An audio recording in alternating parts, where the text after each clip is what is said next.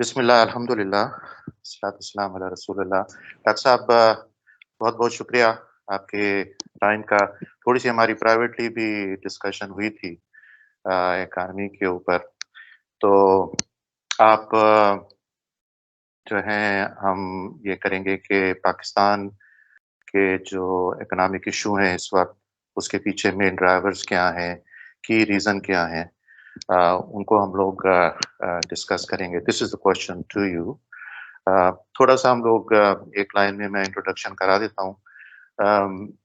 میرا تعلق جو ہے ایس آر سی سے. اس سے یو ایس بیس ریسرچ آرگنائزیشن، اس سے think tank organization, small one. اور یہاں پاکستان میں اسلام آباد میں بیسڈ ہے ایک ریوائول فاؤنڈیشن کے نام سے. تو ان کے ساتھ کولیبریشن میں ہم لوگ یہ انٹرویو کر رہے ہیں. دوسرا یہ کہ یہ تھوڑا سا ڈفرینٹ ہے ہماری جو اسٹڈی ہے کہ ڈیٹا اور ریسرچ تو ہم لوگ یوزلی ہیلپ لیتے ہیں ویسٹ کے اندر جو ڈیٹا اویلیبل ہے. آپ کو پتہ ہے کہ ڈیٹا جو ہے بہت اویلیبل ہے یو ایس کے اندر اور ویسٹ کے اندر. تو وہ ڈیٹا ہم لوگ یوز کرتے ہیں. پاکستان کا جو بھی اویلیبل ہے وہ یوز کرتے ہیں. پھر اس کو جو ہے نا ہم لوگ اسلامک پرسپیکٹو سے اس کو دیکھتے ہیں. سو دیٹس اور مین پرپز. تو آپ ماشاءاللہ پلاننگ کمیشن میں بھی آپ رہے ہیں. یو ہیو اے کی پوزیشن. اور اسلامک ڈیولپمنٹ بینک سے بھی آپ کا تعلق رہا ہے. تو we would like to hear from you کہ پاکستان کے ایشو کیا ہیں اور اس کے پیچھے مین فورسز کیا ہیں. تھوڑا سا جو ہے نا if you bear with me, میری عادت ہے کہ آئی انٹرپٹ آلسو، تاکہ یہ کہ تھوڑی کلیریفیکیشن ہو جائے. اور پھر یہ بھی ہے کہ اگر کچھ چیزیں انجیکٹ کرنی ہے آڈینس کے بینیفٹ کے لیے تو وہ بھی کر لیں گے. تو پلیز گو اہیڈ. جی بہت بہت شکریہ عابد ملک صاحب، آپ کو اور آپ کے ساتھیوں کو اور سامعین کو میرا السلام علیکم اینڈ گڈ مارننگ. اور میں پرٹیکولرلی آپ کے جو اسٹریٹجک ریسرچ سرکل ہے اس کے شکریہ ادا کرنا چاہتا ہوں کہ آپ نے مجھے موقع دیا میرے خیالات جاننے کے لیے. آپ نے جو سوال کیا کہ ہمارے جو ملک کے معاشی مسائل ہیں وہ کس نوعیت کے ہیں اور اس کے ڈرائیورز کیا ہیں، تو اس سلسلے میں آپ سے 3 موٹی بات کرنا چاہوں گا. پہلی بات یہ ہے کہ ایک ملک کا ایک نظام ہے، کسی بھی ملک کا ایک نظام ہے، چاہے وہ ایک ون پارٹی ڈکٹیٹرشپ ہو یا کوئی ہائیبرڈ نظام ہو یا ڈیموکریسی ہو. اس نظام میں رہ کے سب نے جتنے بھی اسٹیک ہولڈرز ہیں انہوں نے اس کو آبزرو کرنا ہے، اس کے رول آف لا کو آبزرو کرنا ہے. وہ اس لیے نہیں کیونکہ کوئی ایک مطلب وہ بھی بڑا امپورٹنٹ ہے کہ ایک مورل ریکوائرمنٹ ہے، ایک فنکشننگ سوسائٹی کی ریکوائرمنٹ ہے. لیکن اس کو جب ہم معاشی حوالوں سے دیکھتے ہیں تو وہ اس لیے ضروری ہوتی ہے کیونکہ جو ترقی کا پہیہ ہے وہ انویسٹمنٹ سے سٹارٹ ہوتا ہے. اور انویسٹمنٹ جو ہے وہ ایک فارورڈ لوکنگ انویسٹمنٹ، مطلب ایک فارورڈ لوکنگ بزنس ایکٹیویٹی ہے اور اس میں رسک بہت ہوتا ہے. تو جو سوسائٹی کا جو رول آف لا گورننس کا جو نظام ہے اس کی ایک پریڈکٹیبلٹی بہت ضروری ہے. اگر اس کے اندر ہی ایک ٹرموائل رہے تو پھر جو اکنامک اور بزنس ڈیسیشن میکنگ ہے وہ بہت مشکل ہو جاتی ہے. اس لیے یعنی انویسٹمنٹ ڈیسیشنز کے پوائنٹ آف ویو سے یہ بہت ضروری ہے کہ جو ملک کا عمومی نظام ہے گورننس کے حوالے سے، جوڈیشل نظام، کانسٹیٹیوشنل نظام اور جو پولیٹیکل اس کے جو پیرامیٹرز ہیں وہ ان میں ایک کنٹینیوٹی ہو اور پریڈکٹیبلٹی ہو.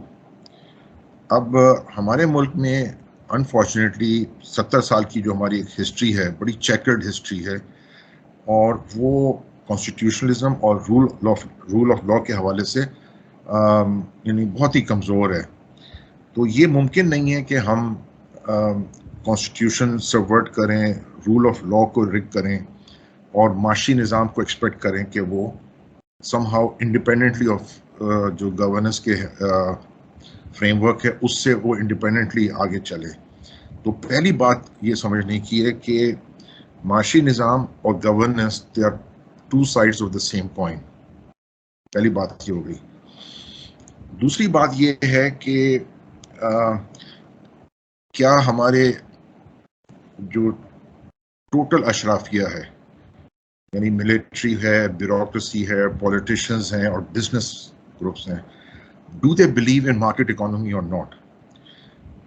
انفارچونیٹلی ہماری اگین ایک لمبی تاریخ ہے اس حوالے سے کہ ہم ایک بات ڈسٹنکشن نہیں کر پاتے کہ مارکیٹ اکانومی میں اور ایک بزنس کو سپورٹ کرنے میں بڑا فرق ہے. مارکیٹ اکانومی کا اپنے ایک فنڈامنٹل پرنسپلز ہیں اور اس کے اندر اس کی ایک چند بڑی فنڈامنٹل کی ریکوائرمنٹس ہیں. میں اس کا دو ذکر کروں گا, ہیں تو بہت ساری لیکن دو بڑی امپورٹنٹ ہیں. ایک تو یہ ہے کہ اس میں جو فسکل ڈسپلن کا نظام ہے مارکیٹ اکانومی میں وہ بڑا کی ہے. وہ مطلب اس کا جو آپ نے ایک فسکل ڈسپلن کے ساتھ جو حکومت ہے, کیونکہ حکومت عام طور پہ ایک بہت بڑا اکنامک ایجنٹ ہوتی ہے اور وہ اپنے پالیسیز کے ذریعے اور چینج ان پالیسیز کے ذریعے جو اکنامک ڈیسیشن میکنگ ہے اس کو بڑے پروفاؤنڈ طریقے سے انفلوئنس کرتی ہے. تو اگر وہ اس میں فسکل ڈسپلن نہیں ہے اور ایک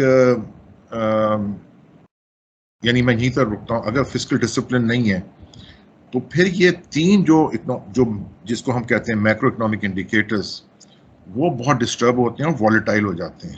وہ تین کیا ہیں؟ ایک ہے انفلیشن, دوسرا ہے ایکسچینج ریٹ اور تیسرا ہے انٹرسٹ ریٹ. تو اگر آپ کی مارکیٹ اکانومی میں فسکل ڈسپلن ہے تو یہ تینوں جو ویریبلز ہیں یہ مور اور لیس یعنی وہ ایک ان میں ایک ریلیٹیو اسٹیبلٹی ہوتی ہے. اور یہ اس لیے ضروری ہے کہ یہ تینوں چیزیں جو معاشرے میں ہر انسان کو امپیکٹ کرتی ہیں ڈائریکٹلی یا انڈائریکٹلی, اور جو بزنس ڈیسیشن میکنگ ہے یا انویسٹمنٹ, بزنس ڈیسیشن میکنگ کا مطلب یہ کہ جو ایگزسٹنگ بزنسز ہیں, اور انویسٹمنٹ ڈیسیشن سے مطلب یہ ہے کہ جو آئندہ کے لیے انویسٹ کر رہا ہے, ایک بزنس کریٹ کر رہا ہے. تو یہ دونوں حوالوں سے ان کو ایک پریڈکٹیبل اور رول بیسڈ آپ کو پتہ چلتا ہے کہ فسکل ڈسپلن ہے اور یہ تینوں کی ویریبلز جو ہیں یہ ایک خاص ٹریجیکٹری میں یا ایک خاص پاتھ یا راستے میں چلیں گے, ان میں ولیٹیلیٹی نہیں ہوگی. تو انفارچونیٹلی جو میں نے آبزرو کیا ہے کہ ہمارے جو میجر اسٹیک ہولڈرز ہیں جن کا میں نے ابھی نام لیا ہے وہ مارکیٹ اکانومی کے پرنسپلز کو قطعی شاید کچھ ناواقف بھی ہیں اور شاید مکمل طور پہ اس کی آگہی نہیں ہے, اور اس وجہ سے ایک ہم ہمیشہ ایک ہجانی کیفیت میں رہتی ہے اکانومی اور سوسائٹی. اور اسی چیز سے ایک چیز جڑی ہوئی ہے, وہ یہ ہے کہ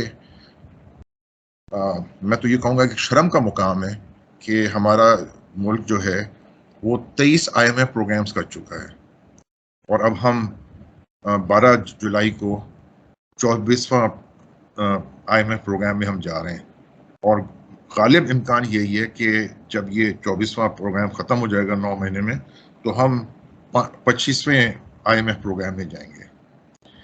یہ نہایت شرم کا مقام ہے, اس لیے نہیں کہ IMF کوئی غلط انسٹیٹیوشن ہے کیا ہے, وہ یہ ہے کہ جب آپ اپنی معاشی نظام کو مارکیٹ اکانومی کے پرنسپلز پہ نہیں چلاتے اور آپ بیسکلی فسکل ڈسپلن کر رہے ہیں, جو مارکیٹ اکانومی کے باقی جو پرنسپلز ہیں آپ اس کو آبزرو نہیں کر رہے, اور اپنے ہی ایک آپ نے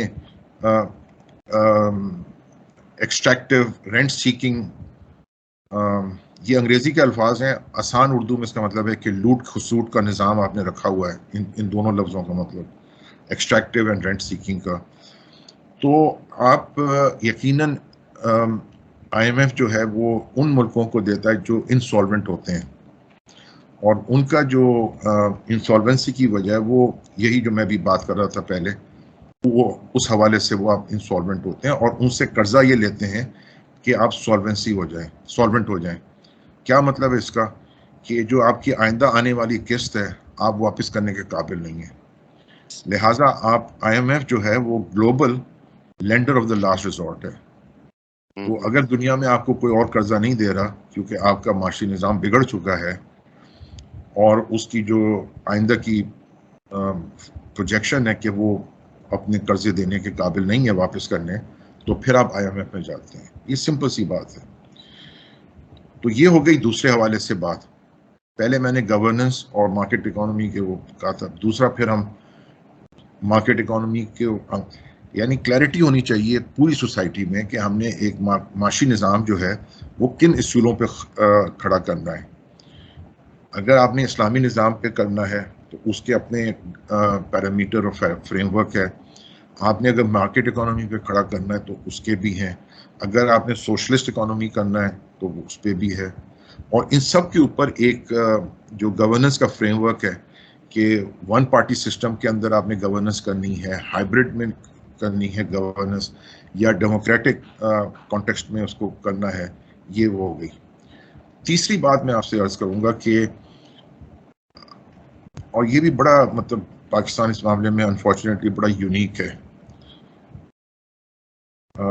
وہ یہ ہے کہ ہمارے یہاں یعنی سیاسی حوالوں سے بھی اور معاشی حوالوں سے ہم 40-50 سال سے وہیں کھڑے ہیں. یعنی جو ایک سوسائٹی میں، پولیٹکس میں اور اکانومی میں ایک کمپٹیشن کا بہت زیادہ عنصر ہو، اور ایک آپ کی جسے ہم اکنامکس میں کہتے ہیں ایک process of creative destruction who. Creative destruction کا مطلب یہ ہے کہ جو آپ آج کر رہے ہیں اگر اس کا چاہے وہ پولیٹکس ہو یا اکانومی ہو، آج اگر اس سے کوئی بہتر چیز کر رہا ہے تو آپ اس کی طرف بڑھیں، اور جو موجودہ کام کر رہا ہے وہ اپنی نیچرل طریقے سے اس نظام سے نکل جائے. اگر آپ نے اس کو ان نیچرل طریقے سے اس کو نکلنے نہیں دیا، یعنی اس کو ہم اکنامکس میں کہتے ہیں ایگزٹ.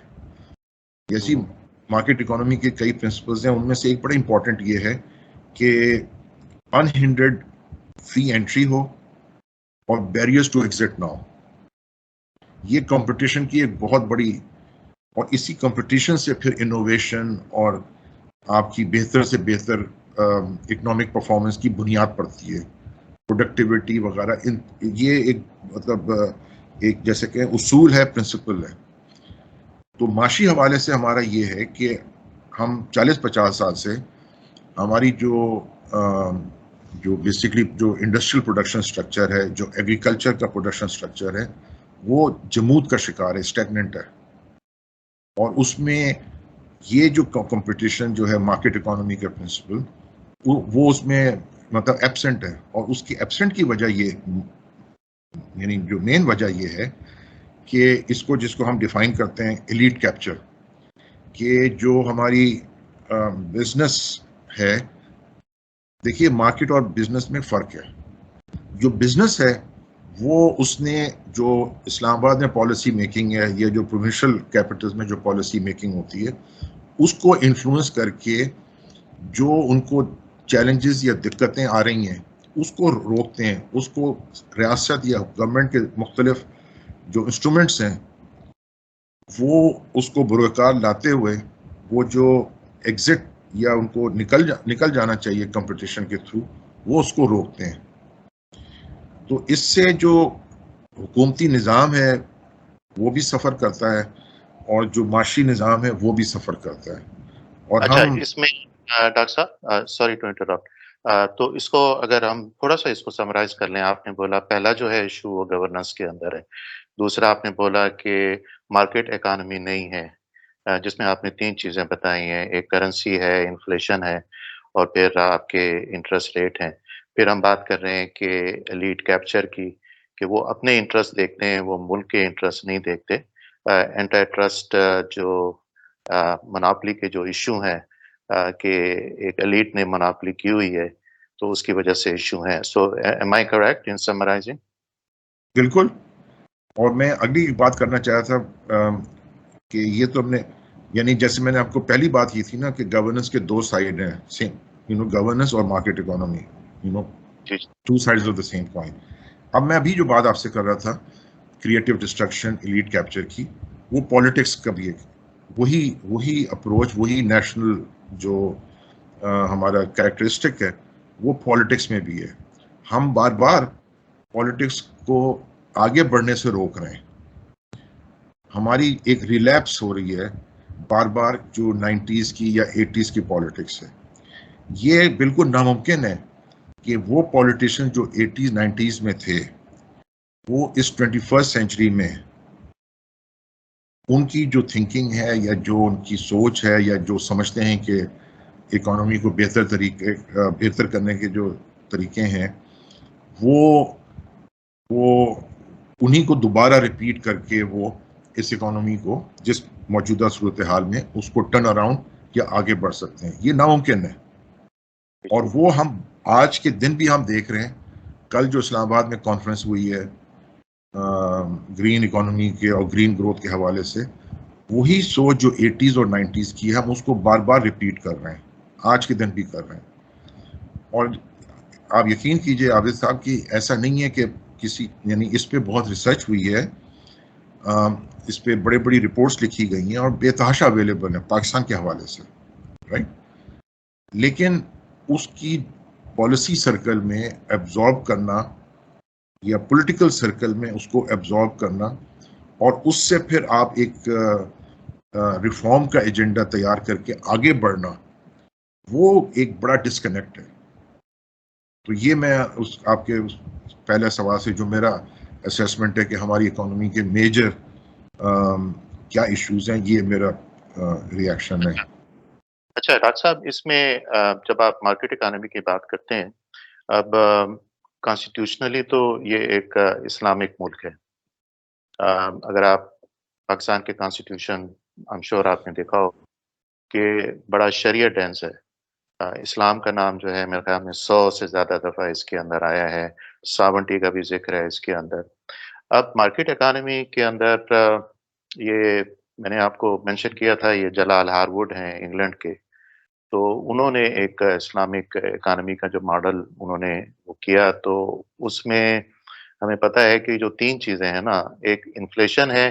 انفلیشن تو ہمارے مطلب اسلام کے اندر الاؤڈ ہے بلکہ ایک حدیث ہے کہ ایک آدمی آیا کہنے لگے کہ یا رسول اللہ پرائسوں پہ کنٹرول کریں تو رسول صلی اللہ علیہ وسلم نے منع کر دیا.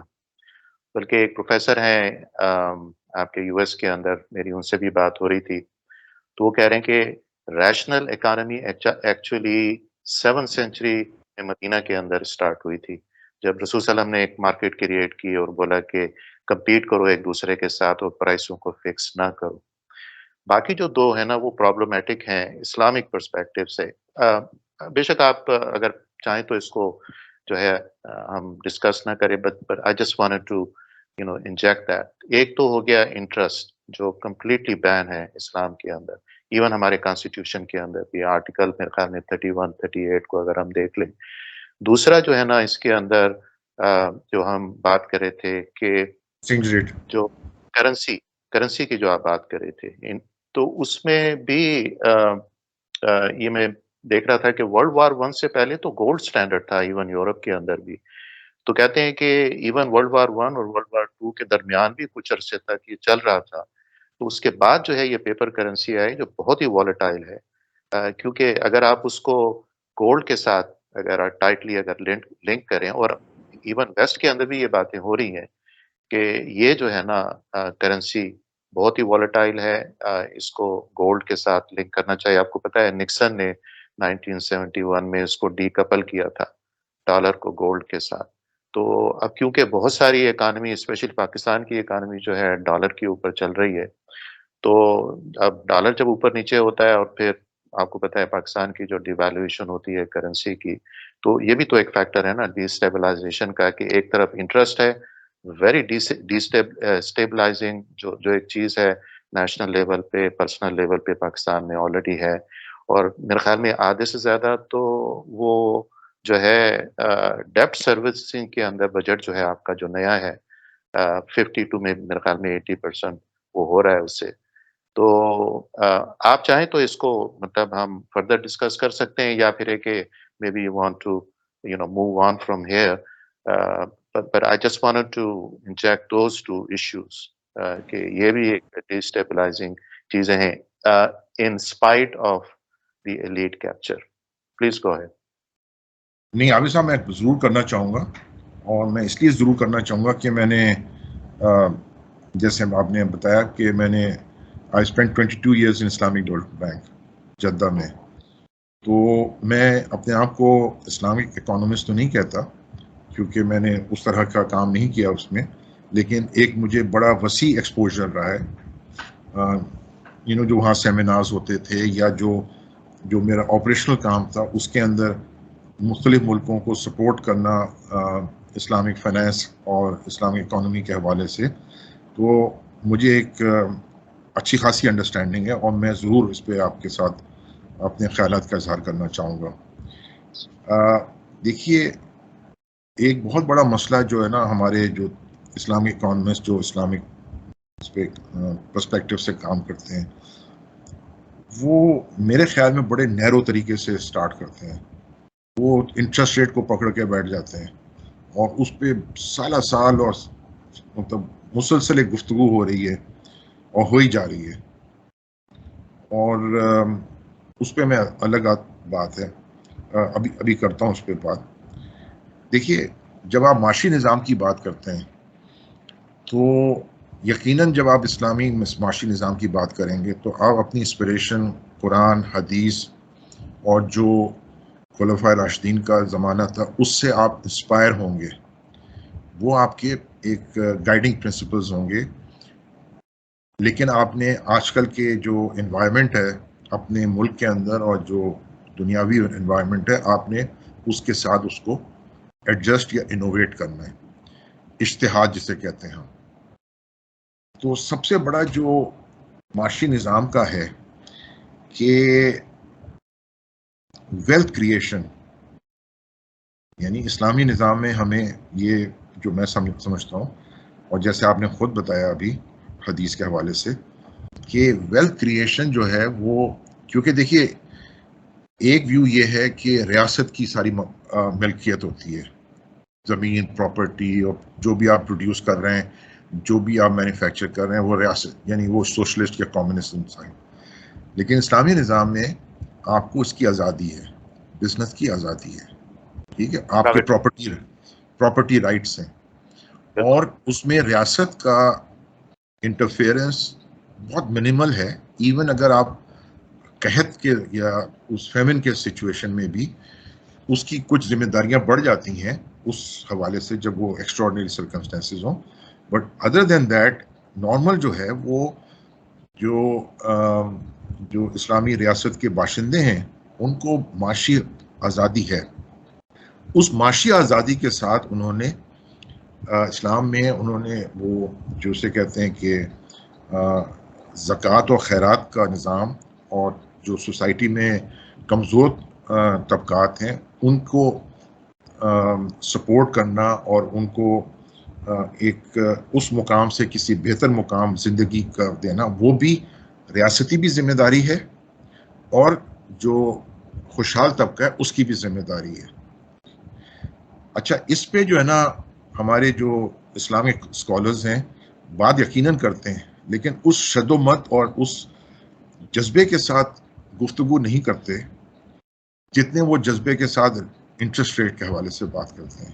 میں آؤں گا اس بات پہ بھی, لیکن میں جو معاشی نظام کا جو فنڈامنٹلز ہیں وہ ویلتھ کریشن ہے اور اس کی ویلتھ کریشن کی پرنسپلز کیا ہیں, اصول کیا ہیں, اور یہ میں بھی آپ کو جو بتا چکا ہوں کہ یا تو پوری ریاست کی مملکت ہے یا کوئی ہائیبرڈ ہے یا پھر ایک فری انٹرپرائز ہے, لیکن ایک خاص حدود اور کے اندر رہتے ہوئے کچھ پرنسپلز میں جس میں آپ نے کمزور طبقات کو بھی سپورٹ کرنا ہے.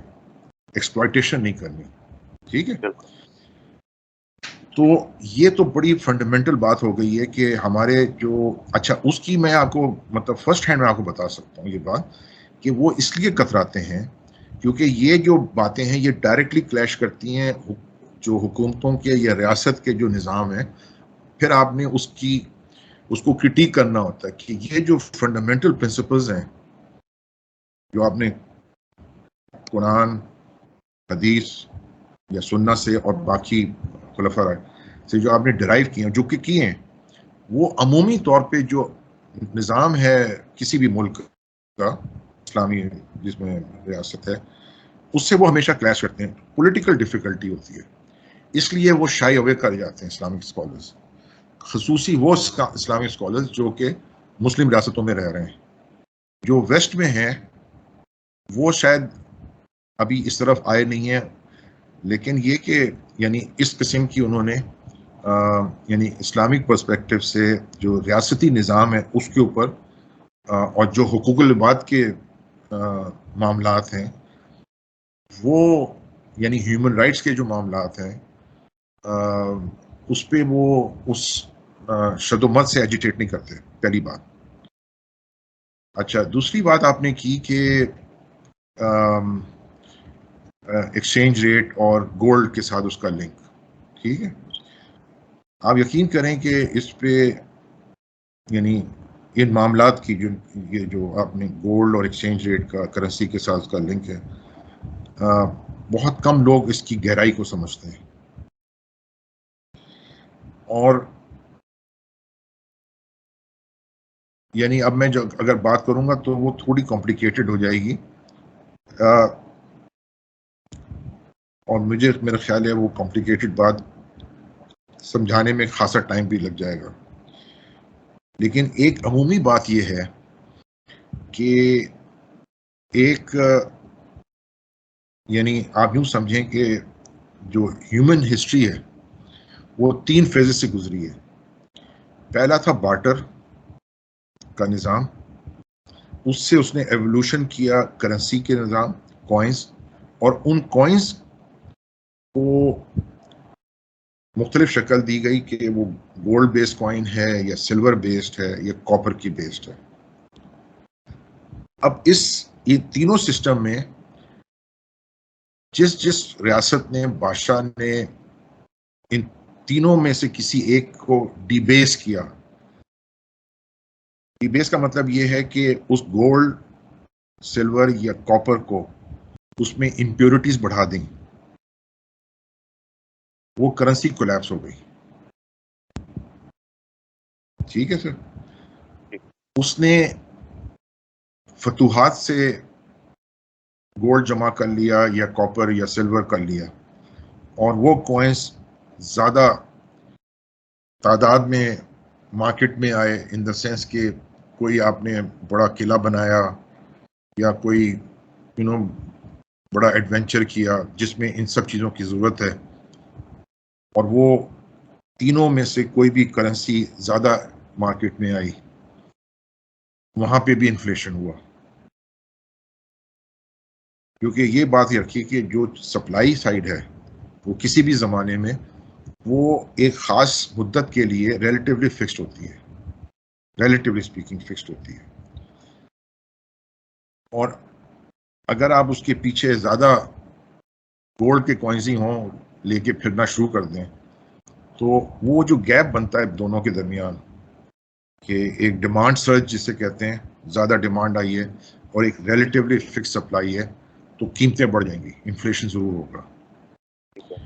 تو میرا کہنے کا مقصد یہ ہے کہ آپ کی اس کے اور بھی پہلو ہیں جو ڈیفیکلٹ ٹو ایکسپلین. اس میں ایک بڑا کی ورڈ ہے سینوراج. اب وہ سینوراج کو سمجھاتے سمجھاتے مجھے بڑا ٹائم لگ جائے گا, لیکن یہ اور اس سارے معاملات میں جو ہے وہ جب آپ گولڈ بیس رکھتے ہیں تو گولڈ آپ نے ایکوائر کرنا ہوتا ہے پرائیویٹ ٹریڈر سے, گولڈ مرچنٹ سے. تو اصل جو فائنینشیل طاقت ہے وہ اس حکومت سے شفٹ ہو جاتی ہے گولڈ مرچنٹس کی طرف. یہ بڑا امپورٹنٹ بات ہے سمجھنے کے لیے، یعنی پولیٹیکل اکانومی کے ٹرمز میں، کہ پھر وہ جو گولڈ ٹریڈرز یا مرچنٹس ہیں، چاہے وہ پرانی یعنی زمانے کی بات کر رہا ہوں یا آج کل کی بات کر رہا ہوں، کہ آپ جب گولڈ بیس روپیہ یا ڈالر کریں گے تو بیسکلی جو گولڈ ٹریڈرز ہیں اس کو میں اب مطلب ایک ہلکے انداز میں کہوں کہ ان کے وارے نیارے ہو جائیں گے، اور وہ جو ریاست جو حکومت کے پاس سینوراج کی ایک ریونیوز ہوتے ہیں وہ وہاں سے شفٹ ہو کے وہاں گولڈ، تو اس میں اور بھی پہلو ہیں اس حوالے سے۔ اوور آل میں یہ بات کہوں گا کہ یہ گولڈ بیس کرنسی یہ ایک رومانٹک آئیڈیا تو ہو سکتا ہے کہ ہم واپس ایک اس میں جا رہے ہیں، لیکن یعنی جو معاشرہ ہے اٹ ہیز مووڈ آن۔ اچھا اس میں ڈاکٹر صاحب یہ نہیں ایک آخری بات کر دوں، it has moved on to paper currency, اور اس پیپر کرنسی کے لیے جو بہت بڑی ایک فنڈامنٹل ریکوائرمنٹ ہے وہ یہ ہے کہ جو فسکل ڈسپلن ہے اور جو مانیٹری ڈسپلن ہے وہ رہے، تو پیپر کرنسی کی جو انٹرنسک ویلیو ہے وہ برقرار رہے گی۔ اگر یہ دونوں کنڈیشنز وائلیٹ ہوں گی تو وہ پیپر کرنسی بھی ڈی بیس ہوگی، انفلیشن بہت ہائی ہوگا، اور لوگ جو ہیں وہ سبسٹیٹیوٹ کریں گے اپنی کرنسی روپے سے ڈالر میں یا کسی اور کرنسی میں۔ یعنی جو انٹر وار پیریڈ تھا جرمنی میں فرسٹ ورلڈ اور سیکنڈ ورلڈ وار کے درمیان میں، ایک سٹیج یہ آ گئی تھی کہ لوگ جرمن جو تھا مارک وہ بوریوں میں بھر کے نا ایک مشکل سے روٹی ملتی تھی، تو لوگوں نے پھر اس کو سگریٹس کے طور پہ میڈیم آف ایکسچینج بنا تھا، یونٹ آف اکاؤنٹ بن گیا تھا سگریٹس، ٹھیک ہے۔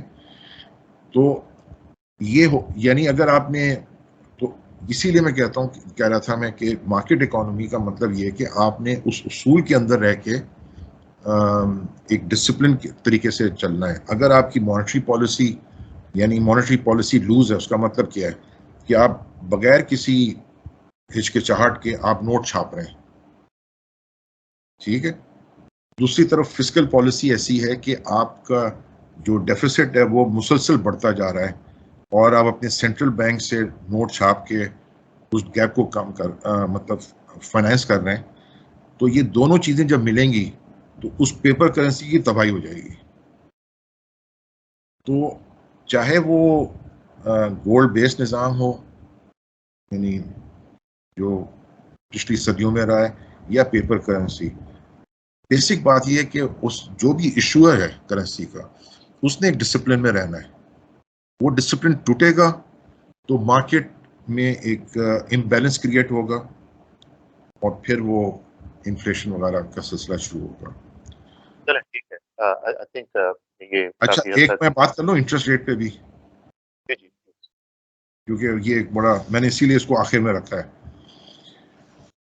اچھا میں نے یہ جب میں اسلامی ڈیولپمنٹ بینک میں تھا اور یہ انٹرسٹ ریٹ کی ڈبیٹ وہاں بہت ہوتی رہی ہے، اور اس میں یقیناً کئی ویوز ہیں، اس میں کوئی یقیناً قطعی ویو کا وہ مسئلہ نہیں ہے کہ قرآن شریف میں بالکل واضح طور پہ اس کا ایک مطلب ممانعت ہے اس کے اوپر، اور بہت سخت الفاظ کے اندر وداؤٹ اینی ڈاؤٹ، ٹھیک ہے۔ اب اس چیز کو مد نظر رکھتے ہوئے یہ جو جس چیز کی ممانعت کی گئی ہے قرآن شریف میں اس کا آپ اس وقت کا جو معاشی نظام تھا وہ سمجھنے کی ضرورت ہے، ٹھیک ہے۔ اس وقت کا معاشی نظام یہ تھا کہ جو مسلمان لوگ ہو رہے تھے، یعنی وہ کفر سے کنورٹ جب ہو رہے تھے مسلمان، تو وہ عام طور پہ ایک آپ یہ سمجھیں کہ سوائے چند ایک میجر صحابی کو ایک طرف رکھتے، زیادہ تر مسلمان غریب تھے جو اسلام قبول کر رہے تھے۔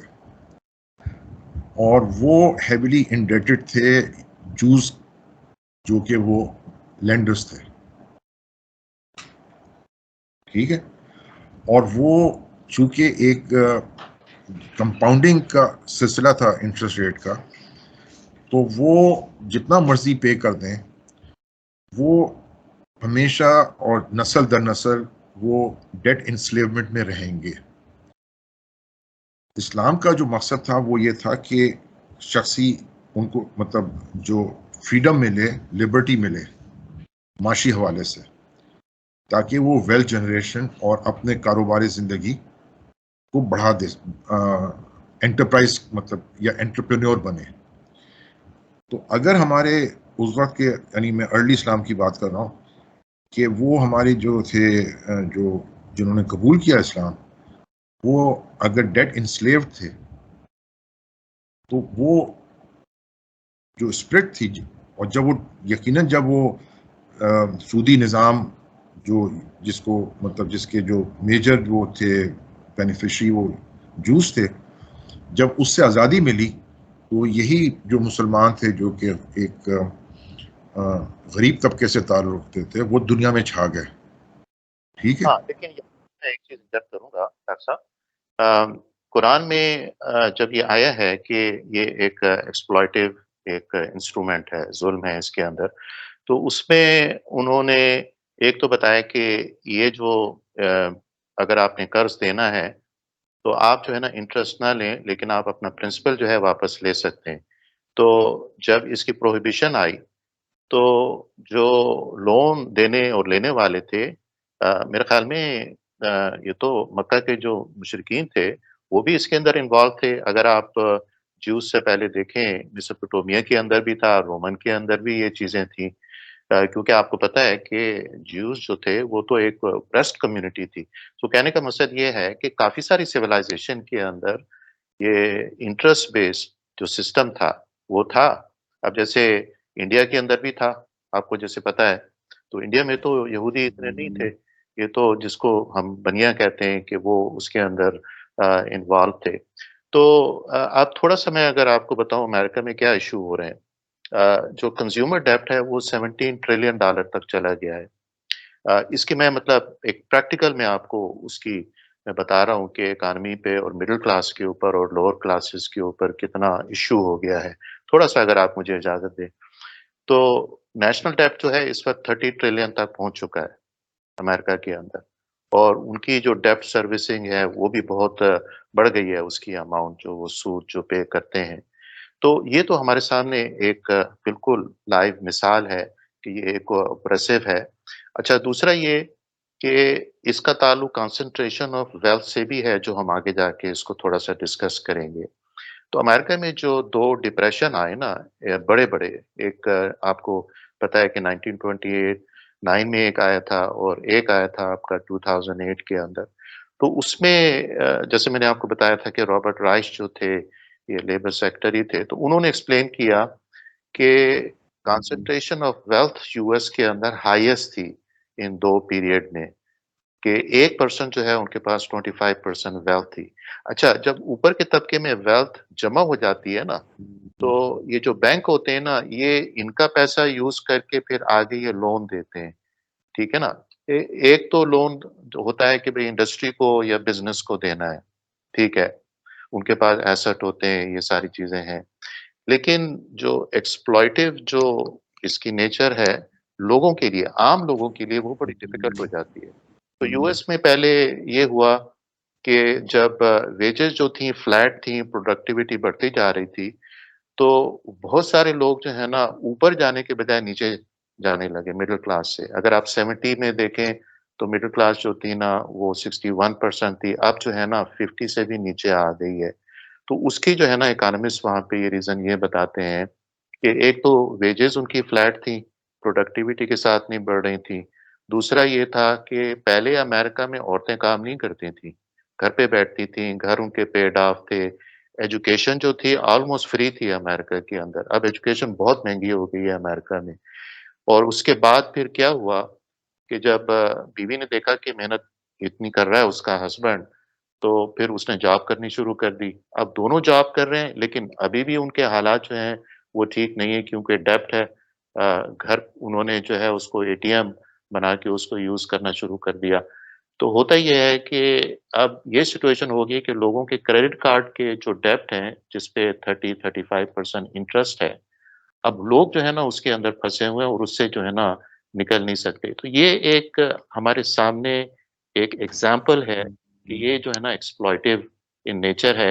اور یہ اس کا تعلق جو ہے ہمارے خیال میں کہ یہ صرف ایک خاص طبقے سے یا 7th سینچری یا پرانے زمانے سے نہیں ہے. اس کا تعلق جو ہے نا آج کل کے زمانے سے بھی ہے کہ اس کی جو ایکسپلائٹیو نیچر ہے نا وہ بڑی خطرناک ہے سود کی. پلیز. جی میں آپ نے ابھی جو پوائنٹس ریز کیے میں اس پہ بھی اپنے خیالات کا اظہار کروں گا، لیکن جو میں سارا بلڈ اپ کر رہا تھا آرگیومنٹ 7th سینچری اسلام، ارلی اسلام کے حوالے سے، وہ مطلب میں جو کوشش کر رہا تھا وہ یہ تھا کہ اس سوسائٹی کے کانٹیکسٹ میں وہ جو سودی نظام تھا وہ ایکسپلائٹیو تھا، ٹھیک ہے، اور وہ جو ایک شخصی آزادی کی ایک کوشش تھی، یعنی جو پہلو تھا اسلامی ریاست کا، اس کو وہ اس کے اگینسٹ جا رہی تھی. تو جو بیسک اصول ہے وہ ایکسپلائٹیشن کا ہے. ابھی آپ امریکہ اور ویسٹ کو ایک طرف رکھیں اور جنرلی ڈیولپنگ کنٹریز اور بالخصوص پاکستان پہ آ جائیں. پاکستان میں جو بینکاری کا نظام ہے وہ اگر آپ اس کو مطلب میں براڈلی میں اگر آپ کو بتاؤں وہ یہ ہے کہ ہمارے جو ملینز آف ڈپازٹرز ہیں، اسمال سائز، میڈیم سائز، ان سب کی جو سیونگز ہیں وہ ایک مجھے ابھی اس وقت اسٹیٹسٹکس یاد نہیں ہے، میں اگر مجھے پتا ہوتا میں یہ دیکھ لیتا اسٹیٹسٹکس، لیکن بہت کم جو ہیں وہ مطلب جو بورو کر رہے ہیں بینکنگ نظام سے، وہ اب میں کوئی نمبر نہیں دینا چاہتا کیونکہ وہ صحیح نہیں ہوگا، لیکن ایک بڑی محدود تعداد ہے جس میں آپ جو ہمارا بینکنگ نظام ہے وہ کلیکٹ تو کرتا ہے پورے ملک سے سیونگز، لیکن ایک خاص محدود طبقے کو، انڈسٹریلسٹ جو ہیں، ان کو وہ دیتا ہے بشمول گورنمنٹ کو. یعنی میرا خیال ہے کہ اس وقت گورنمنٹ کی کوئی اراؤنڈ 65% کے قریب جو ہے نا جو بینک لینڈنگ ہے وہ آج کل کے یعنی موجودہ حال، یہ ہمیشہ سے نہیں تھا، پہلے کافی کم تھا، لیکن اب جو ہے نا وہ تقریباً میرا خیال ہے 65% بینک انویسٹمنٹ. یہ جو 4% ہے انسٹیٹیوشنل ڈیبٹ، جو بینکنگ جو سیکٹر ہے نا، مطلب بینکبل جو پاپولیشن ہے، میں نے سنا ہے کہ 15% ہے، 85% ابھی تک جو ہے نا وہ کیش پہ ڈیل کر رہی ہے. اور جو انسٹیٹیوشنل ڈیبٹ ہے نا کہ آپ نے گاڑی کرائے پہ لی یا گھر جو ہے آپ گاڑی جو ہے آپ نے لون کے اوپر لی ہے، گھر جو ہے نا اگر آپ نے مطلب مورٹگیج کیا ہوا ہے، تو وہ جو نمبر ہیں جو ہمارے پاس جو اسٹیٹسٹک ہیں وہ ہے 4%، 4%. Please go ahead. جی، تو کنزیومر فائنینسنگ جیسے آپ فرما رہے ہیں وہ 4% ہے، اور آپ سمجھیں کہ 70% جو ہے یا 65-70% ہے وہ لینڈنگ ٹو دا گورنمنٹ ہے، اور باقی جو ہے وہ آپ کے جو انڈسٹریل سیکٹر میں مختلف جو کام کر رہے ہیں لوگ، ان کو جاتا ہے. تو آپ اس وقت دیکھیے کہ ہو کیا رہا ہے کہ یعنی ارلی اسلام سے یہ ٹوٹلی ڈفرینٹ ہے. یعنی میں یہ نہیں کہہ رہا کہ میں سودی نظام کو ڈیفینڈ کر رہا ہوں، لیکن جو ایکسپلائٹیو نیچر ہے اس کو سمجھنے کی ضرورت ہے. وہ یہ ہے کہ اگر ہم ایک ایسا سسٹم رکھتے ہیں جس میں جو ریئل ریٹ آف ریٹرن، اب میں نے انٹرسٹ ریٹ کا لفظ نہیں استعمال کیا، ڈپازٹرز کے لیے جو کہ ملینز ہیں اسمال اینڈ میڈیم سائز ڈپازٹرز، وہ نیگیٹو میں ہے. یعنی ریئل ریٹ آف ریٹرن یا ریئل ریٹ آف انٹرسٹ وہ نیگیٹو ہے ڈپازٹرز کے لیے. تو اس کو غور کرنے کی ضرورت ہے کہ پھر ہو کیا رہا ہے. ہو یہ رہا ہے کہ جو ڈپازٹرز ہیں جو کہ مطلب یعنی ان کی جو سیونگز ہیں وہ ریئل ٹرمز میں ایروڈ ہو رہی ہیں، وہ اپنی ویلیو لوز کر رہے ہیں، اور جو بورور ہے جو کہ ایک ایلیٹ یا ایک رچ کلاس سے تعلق رکھتا ہے، وہ ریئل ٹرمز میں بورو کر رہا ہے اور واپس کر رہا ہے، جس کی قیمت جیسے وہ واپس کرے گا وہ کم ہوگی.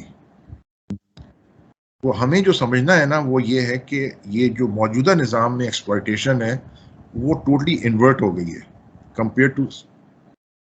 پہلے یہ تھا کہ جو یعنی جو لو انکم گروپس تھے ارلی اسلام میں وہ بورورز تھے اور لینڈرز مشرقین یا جوز یا جو بھی کلاس تھی وہ تھے. اب یہ ٹوٹلی انورٹ ہو گیا ہے. میری جو ڈبیٹ ہوتی رہی ہے پہلے بھی کہ جو آپ اس کو کوئی بھی نام دیں یا کوئی بھی آپ انسٹرومنٹ بنائیں جو کہ قرآن شریف کو کہ جو انجنکشن ہے اس کے خلاف نہ ہو، لیکن اس کے ساتھ اس کو اس پہلو کو بھی جوڑیں کہ اس کے اندر جو ایکسپلائٹیشن کا ایلیمنٹ ہے، کیونکہ آپ نے دیکھنا یہ ہے اوریجنل اسپرٹ کیا ہے کسی بھی قرآنی ہدایت کا. یعنی اس معاشرے میں اس نے یہ بات اللہ تعالیٰ نے کیوں کی؟ اس لیے کہ ایک خاص گروپ کو، غریب گروپ کو ایکسپلائٹ کیا جاتا تھا اور ان کی ڈیٹ انسلیومنٹ تھی. ہمارے ملک میں یا جو عام طور پہ ڈیولپنگ کنٹریز ہیں، میں ڈیولپنگ کنٹریز کی بات کر رہا ہوں، تقریباً کچھ اوپر نیچے ہوتے ہوئے اسی طرح کا نظام ہے کہ it is the other way around. Consumer financing تو ابھی اپنی ارلی سٹیج میں ہے اور وہ بھی ایک خاص طبقے کے لیے ہے. وہ اس طبقے کے لیے جو خاص ہاؤسنگ سوسائٹیز میں رہتے ہیں. وہ عام عوام کے لیے بہت مشکل ہے اور اس کے لیے کولیٹرل اور یہ وہ بڑا کچھ کرنا ہوتا ہے. تو وہ کنزیومر فائنینسنگ بھی ایک طریقے کی ایکسپلائٹیٹیو ہے.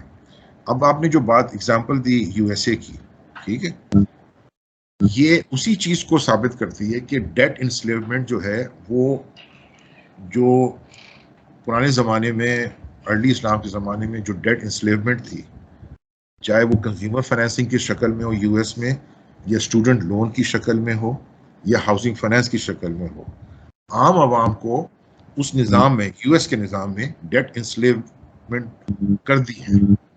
ٹھیک ہے. تو اصل ایشو جو ہے نا وہ ہے کہ جو یو ایس کا فائنینشیل سسٹم ہے وہ جو باقی ڈیولپنگ کنٹریز کا فائنینشیل سسٹم ہے اس سے خاصا مختلف ہے. اور یو ایس کے فائنینشیل سسٹم میں آپ یہ ویسے دیکھیں نا کہ اسکینڈینیوین کنٹریز میں وہ نہیں ہو رہا جو یو ایس میں ہو رہا ہے مثلا. ٹھیک ہے. تو کچھ فرق تو ہے، دونوں ہی مارکیٹ اکانومی ہے، لیکن جو ان کے پرنسپلز ہیں ایگلیٹیرین کی بنیاد، ایگلیٹیرینزم کی بنیاد پر، وہ اسکینڈینیوین کنٹریز میں مختلف ہے اور اینگلو سیکسن کنٹریز میں مختلف ہے. یعنی اینگلو سیکسن کا مطلب ہے جیسے یہ Australia, U S, England, you کے. تو ایک فرق موجود ہے. لیکن جو اینگلو سیکسن کنٹریز ہیں ان میں ڈیٹ انسلیومنٹ باقاعدہ ایک اس کو یعنی ایک فائنینشیل انوویشن کے طور پہ سمجھا جاتا ہے. تو یعنی میرا خیال ہے کہ میں نے اپنے جو میرے ویو ہے میں نے اس کو. آپ کہہ رہے ہیں نا کہ جو ایگالیٹیرین جو سسٹم ہے لیٹس سے اسکینڈینیوین کنٹریز کے اندر یا دوسرے کنٹریز کے اندر، تو اس میں کیا فرق ہے؟ اور مطلب باقی جو اینگلو سیکسن جو کنٹریز ہیں انکلوڈنگ امریکہ، کیا بیسک فرق کیا ہے اس کے اندر؟ نہیں، آپ کو جیسے میں نے بتایا نا، اینگلو سیکسن کنٹریز میں ڈیٹ انسلیومنٹ جو ہے وہ تقریباً ہر سیگمنٹ آف دا سوسائٹی کے لیے، چاہے وہ آپ کی ہیلتھ کے معاملات ہوں، وہ دونوں میں فرق ہے اسکینڈینیوین اور اس میں. اسٹوڈنٹ دونوں فرق ہیں. ٹھیک ہے. ہاؤسنگ دونوں فرق ہیں. یعنی جو آپ کو ڈیٹ انسلیومنٹ کا جو فیچرز یا جو آؤٹ کمز ہیں وہ ٹوٹلی ڈفرینٹ ہے. وہاں پہ جو حکومت ہے اور جو معاشی نظام ہے اسکینڈینیوین کنٹریز میں ایگلیٹیرین زیادہ ہے. مطلب یہ کہ وہاں پہ ٹیکس بھی زیادہ ہیں اور جو پبلک اینڈ سوشل سروسز کی ڈلیوری ہے وہ بہت ہائی کوالٹی اور بہت اچھی ہے. تو اس کا جو ڈرائیور ہے وہ ہے ٹیکس. تو وہاں پہ یہ نہیں ہے کہ یعنی وہ نظام ایسے بنا ہے کہ even if they are paying 40%، یعنی جو ٹاپ اینڈ ریٹ ہے ٹیکس کا، اس سے وہاں کے جو باشندہ جو بڑا امیر بزنس مین ہے وہ چھوڑ چھاڑ کے پاکستان یا ہندوستان یا کسی بنگلہ دیش میں بھاگا بھاگا نہیں آ رہا کہ وہ اپنی ٹیکس لائبلٹی کو کم کرنے کے لیے وہ کہیں اور مائگریٹ کر جائے، کیونکہ اسی سوسائٹی میں اسی کے ٹیکس کے پیسوں سے اس کو جو سوشل سیکیورٹی اور کوالٹی آف لائف مل رہی ہے وہ اتنی زبردست ہے کہ وہ کوئی دنیا کا ملک اور نہیں پرووائڈ کر رہا. تو ابھی ایون جو آپ کے اوورسیز اسٹوڈنٹس ہیں اسکینڈینیوین کنٹریز میں انکلوڈنگ جرمنی بھی، وہاں پہ جو اوورسیز اسٹوڈنٹس ہیں ان کا جو ٹیوشن فیس وغیرہ ہے وہ بہت کم ہے. تو یہ کسی زمانے میں انگلینڈ میں بھی ہوتا تھا، یعنی یو کے میں یعنی 1980 سے پہلے جو تھا وہ اوورسیز اسٹوڈنٹس کے لیے. تو کہنے کا میرا مطلب یہ ہے کہ دیکھیے جو ڈیٹ انسلیومنٹ کا پروسیس ہے وہ ایک باقاعدہ ایک خاص سوچ سے جو نیو کانس یا نیو کنزرویٹو سوچ تھی ان کنٹریز میں، اس سے یہ سٹارٹ ہوا ہے. ٹھیک ہے، اور وہ اب ایک اتنے وسیع پیمانے میں چلا گیا کہ وہ اکانومی جو ہیں وہ اب مینوفیکچرنگ یا انڈسٹریل اکانومی نہیں رہی بلکہ فائنینشلائزیشن آف دی اکانومی ہو گئی ہے. اور اس کے ساتھ ساتھ جو انڈسٹریل یا مینوفیکچرنگ کیپبلٹی تھی وہ شفٹ ہوئی to China and many other countries. تو ہمیں جو آپ نے ابھی جو بات کی ہے نا، مطلب میں نے اس کو ایک براڈر لینڈسکیپ میں ایکسپلین کرنے کی کوشش کی ہے. ڈاکٹر صاحب اب جو نیکسٹ جو ہے، ایک تو ہمارے پاس لیڈ کیپچر ہے، اور یہ کہ وہ ٹیکس بینیفٹ لے رہے ہیں جس کی وجہ سے کنسنٹریشن آف ویلتھ جو ہے نا ہو رہی ہے. اینڈ اٹس ویری انٹرسٹنگ کہ پاکستان کے کانسٹیٹیوشن کے جو آرٹیکل 31 38 ہے کلیئرلی اس میں لکھا ہوا ہے. And I was surprise to see that part کہ کنسنٹریشن آف ویلتھ نہیں ہونی چاہیے. ایک تو وائلیشن جو ہے وہاں پہ ہو رہی ہے. تو اس میں ہم نے جو ہے نا ایک تو یو این ڈی پی کی رپورٹ ہے جو ہم نے ڈسکس کی تھی کہ $17 بلین کی جو پریولیجز ہیں وہ انفیئرلی اور ان ایتھیکلی ایسی کلاس کو مل رہی ہیں جو ان کو نہیں ملنی چاہیے تھی، جس میں جو ہے نا لوور بائنگ پرائسنگ ہے اور ہائر جو ہے نا اس میں سیلنگ پرائس ہے، اس کے اندر سبسڈیز ہیں، ٹیکس کی چھوٹ ہے اس کے اندر. پھر اس کے بعد اور بہت ساری دوسری بیمارات ہیں انرجی کے سیکٹر میں جو ان کی انڈسٹری وغیرہ کو ملتی ہے اس طریقے سے. اور یہ کہ جو آپ کی لینڈڈ جو جنٹری ہے ان کو بھی کتنی مرات ملتی ہیں، وشر وغیرہ، اور یہ جو ٹیکس ہے وہاں سے کلیکٹ نہیں ہو رہا، جو صوبائی گورنمنٹ جو ہے جس کی ذمہ داری ہے کلیکٹ کرنا. تو اس کی وجہ سے جو کنسنٹریشن آف ویلتھ ہے. اچھا، امریکہ میں بھی جیسے میں نے بتایا آپ کو کافی ایشو ہوا ہے. فرق پر جو ہم نے جو سنا ہے کہ وہ اللیگلی ہو رہا ہے، کانسٹیٹیوشن کی وائلیشن ہو رہی ہے، لا کی وائلیشن ہو رہی ہے. امریکہ میں کیا کرتے ہیں کہ پولیٹیکل کیمپین فائنینسنگ کر کے، لابنگ کر کے نا، وہ ٹیکس کو پہلے وہ ریگولیشن کو وہ ریلیکس کرتے ہیں اپنے حساب سے، اس کو ریگولیشن کو بناتے ہیں، اور پھر اس کے بعد جو ہے نا وہ کنسنٹریشن کی ویلتھ کا جو ہے نا وہاں پر بھی ایشو ہو رہا ہے اس طریقے سے. تو اس کو ہم لیڈ کیپچر بھی کہہ سکتے ہیں. تو یہ جو ہم بات کرتے ہیں گٹس جوڑ جو ہے اسٹیبلشمنٹ کا، اس پہ ذرا بات کر لیتے ہیں کہ کیا ایشو ہے اور اس کا اکانومی کے اوپر کیا جو ہے نا فرق پڑ رہا ہے. پلیز. اچھا، یعنی جو ایک سوشل سائنٹسٹ کی ٹریننگ ہوتی ہے، مطلب کسی بھی سبجیکٹ کا، چاہے وہ سوشیولوجی کا ہو یا اکنامکس کا ہو یا اور کوئی سوشل سائنسز کے فیلڈ ہوں یا ایون فزیکل سائنسز کے، وہ جو بھی فنومنا ہے آپ اس پہ ریسرچ کریں یا کتابیں پڑھیں یا لٹریچر پڑھیں، اور تلاش جو ہوتی ہے نا وہ روٹ کاز انالیسس، کہ یہ جو ڈسٹورشن ہے، یہ جو امبیلنس ہے، یہ جو خرابی ہے، چاہے وہ معاشی خرابی ہو یا سوشل خرابی ہو، کوئی بھی ہو، اس کا روٹ کاز کیا ہے. تو یہ جو ایلیٹ کیپچر ہے، اس کا جو میری نظر میں، اور ظاہر ہے مختلف لوگوں کے مختلف پرسپیکٹیو ہوتے ہیں، تو جو میری نظر میں ہے وہ ہے، اور یہ ورلڈ وائڈ فنومنا ہے، وہ ہے الیکشن سے.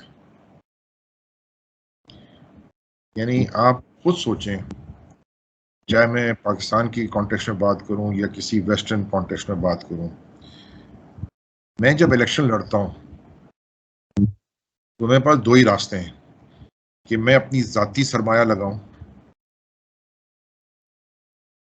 اور رسک لوں کہ میں الیکشن جیتوں گا اور ہاروں گا.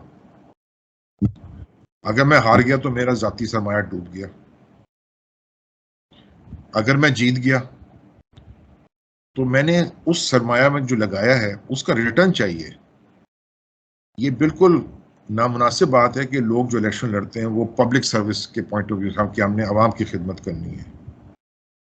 یہ چند ایک ہو سکتا ہے کہ شریف النس لوگ اس طرح کی سوچ رکھتے ہوں، لیکن واسٹ میجورٹی جو الیکشن لڑ رہی ہوتی ہے وہ یہ سوچ نہیں رکھ رہی کہ وہ جب اپنا ذاتی سرمایہ لگاتے ہیں تو اس کے بعد وہ دو تین چیزیں دیکھتے ہیں کہ جو پچھلے الیکشن میں جو انہوں نے خرچہ کیا تھا وہ بھی ریٹرن کرنا ہے، جو اب کیا ہے وہ ریٹرن کرنا ہے، اور آئندہ الیکشن اور اپنی آئندہ نسل کے الیکشن کے لیے اس کے لیے بھی سرمایہ اکٹھا کرنا ہے. تو اگر وہ کسی ایسے مطلب خوش قسمت ہوئے کہ وہ یعنی جس پارٹی میں وہ پارٹی الیکشن جیت گئی اور حکومت میں آ گئے، یہ میں نے جب میں پلاننگ کمیشن میں تھا میں نے اپنی آنکھوں سے دیکھا ہے کہ جو ایم این ایز کا پریشر ہوتا ہے پرائم منسٹر پہ اور جو متعلقہ منسٹرز ہوتے ہیں، ان لوگوں کا بس نہیں چلتا کہ نوچ کھائیں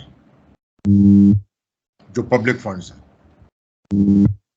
یہ ہر پبلک فنڈ میں کسی قسم کا ہو اس میں یہ اپنی ٹانگ اڑانا چاہتے ہیں. وہ چاہتے ہیں کہ سارا کچھ ان کی، کیونکہ اس میں ایک قسم کی بہت بڑی گیمبلنگ ہے نا، اور اس میں پھر وہ ہر قسم کی سیاسی بلیک میل بھی ہوتی ہے، سیاسی نیٹ ورکنگ بھی ہوتی ہے، انفلوئنس کا طریقے یعنی جس میں جو بھی بس میں ہے کہ وہ اسٹیبلشمنٹ فوجی اسٹیبلشمنٹ کے ذریعے آ جائے، کوئی بزنس مین کے ذریعے سے آ جائے، کوئی باہر کے بزنس مطلب کوئی سمپل اسٹریٹ فارورڈ بلیک میل کرے کہ میں پارٹی چھوڑ رہا ہوں یا میں کولیشن سے ہٹ رہا ہوں. یہ ایک جو جسے کہتے ہیں نا اندر کی ریالٹی ہے، اور یہ بہت ہی یعنی آپ کو 25 میں قصے کہانیاں سنا سکتا ہوں اسپیسیفک. آج بھی ہو رہا ہے، یعنی اس موجودہ حکومت میں بھی پچھلی حکومت میں بھی. تو وہ جو ریفارم ہے یا جو سوسائٹی میں بہتری لانی ہے وہ ہاتھ بن جاتے ہیں اس الیکشن کے ایک نظام سے. ٹھیک ہے.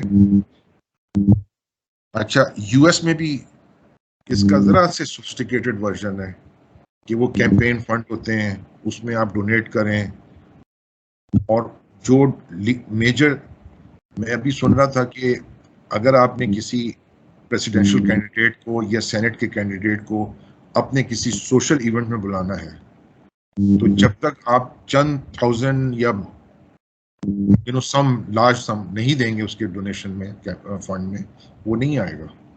یہاں پہ ڈاکٹر صاحب ایک چھوٹی سی بات میں انجرٹ کر دوں کہ سٹیزن یونائٹیڈ کا ایک کیس تھا سپریم کورٹ میں. جی جو تھی نا لمٹ تھی، مجھے یاد ہے جب میں کیلیفورنیا میں تھا تو وہاں پہ $300-200 سے زیادہ آپ نہیں دے سکتے تھے پر فیملی بزنس، ایک لمٹ تھی اس کی. جب سٹیزن یونائٹیڈ کا کیس انہوں نے پش کیا نا سپریم کورٹ کے تھرو، وہاں سے دروازے کھل گئے. اب وہ ملینز میں دونوں پارٹیوں کو مل رہے ہیں. تو اب جو اسٹیک جو ہے نا کرپشن کے بہت ہائی ہو گئے ہیں وہاں پہ. Please go ahead. نہیں، جو آپ کو چاہے وہ کارپوریشن آپ کو دے، یعنی کوئی بزنس گروپ دے آپ کو ڈونیشن، یا کوئی انڈیویجول دے، پھر وہ اپنا جو ایجنڈا ہے بزنس یا معاشی وہ پش کرے گا، and you are obligated to. اور وہ براڈر سوسائٹی یا براڈر اکانومی یا دنیا کی، کیونکہ ہم یو ایس کی بات کر رہے ہیں تو ایک بہت بڑا مطلب اس کا انفلوئنس ہے کلائمیٹ چینج پہ بھی اور سارے معاشی معاملات پہ بھی.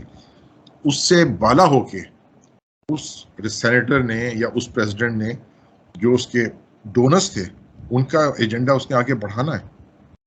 وہ ایک ان کے درمیان ایک کمپیکٹ ہے. ٹھیک ہے. اب آپ اگر یو کے یا باقی یورپین کنٹریز کا لیں تو اس میں ذرا تھوڑا سا اس کو اوپیک رکھا گیا ہے.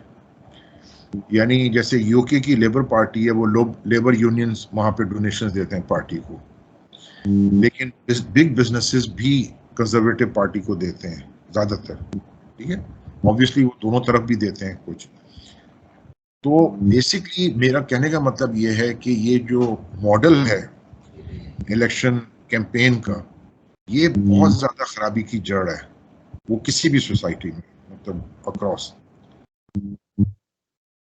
اب اس سے کیسے نکلا جائے, جو میرا اپنی رائے ہے وہ یہ ہے کہ ہر سیاسی پارٹی کو ایک خاص, یعنی جس کا خاص ووٹ بینک ہے, وہ اس کو سرکاری طور پہ, یعنی سرکاری نہیں کہوں میں, ریاست کے طور پہ الیکشن کے لیے, یا ایک جیسے ہم ٹیکس دیتے ہیں تو ہم نے ایک سوشل کمپیکٹ ہے نا کہ میں ٹیکس دے رہا ہوں اور ان ریٹرن مجھے ریاست اور حکومت مجھے جو کانسٹیٹیوشن میں جو مجھ سے وعدے کیے گئے ہیں وہ ڈیلیور کرے گی.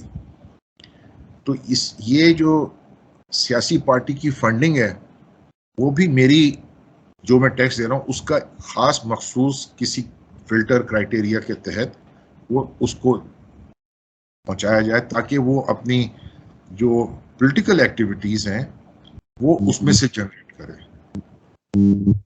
اس سے جو ہے نا سیاسی پارٹی اور وہ جو سیاسی لیڈر ہیں وہ جو کانسٹیٹوئنسی کی پالیٹکس کی بلیک میلنگ ہے اس سے وہ آزاد ہو جائیں گے.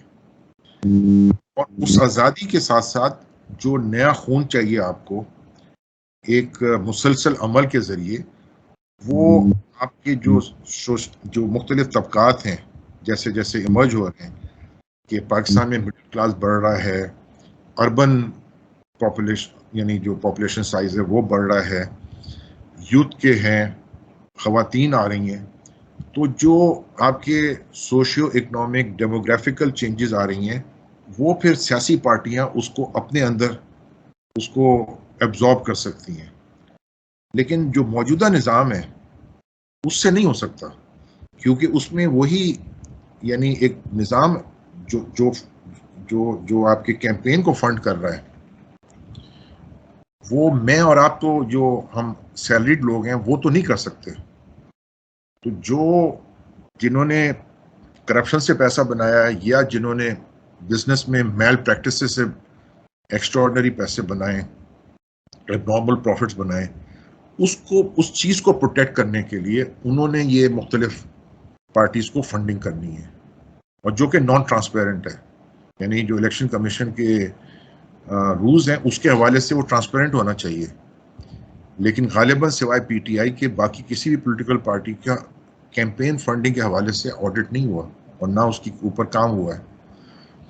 تو بیسکلی اگر ہم ایک اوور آل اس میں دیکھیں کہ یہ جو لیڈ کیپچر ہے وہ اس کے اور بھی ڈرائیورز ہیں جو ہم پہلے ڈسکس کر چکے ہیں, لیکن اس کا جو روٹ کاز ہے وہ ہے یہ اسٹارٹ ہوتا ہے الیکشن کیمپین کی فنڈنگ سے.